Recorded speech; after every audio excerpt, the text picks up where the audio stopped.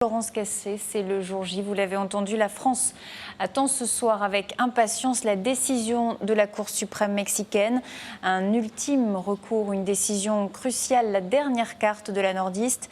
5 juges sont réunis actuellement dans la plus haute instance judiciaire du pays et Florence Cassé doit recueillir au moins 3 voix pour être libérée et pouvoir enfin quitter sa prison mexicaine de Tepepan.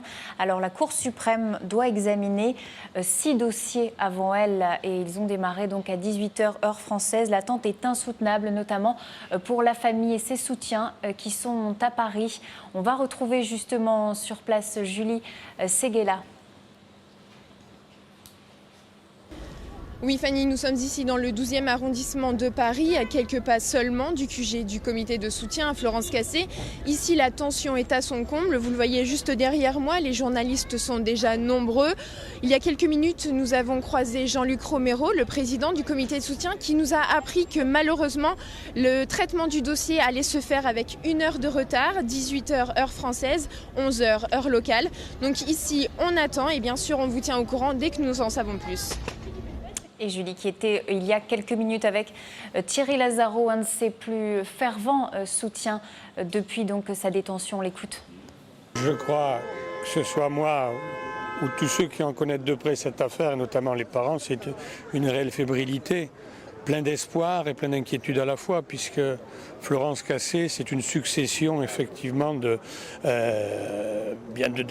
mauvaises surprises. Aujourd'hui, on peut croire, on peut espérer effectivement, eu égard au rapport du juge Aldivar, eh bien que enfin, on puisse espérer une issue favorable, mais il n'est pas le seul à décider visiblement, et les pressions dont on vient de parler, notamment du pouvoir politique, sont parfaitement scandaleuses.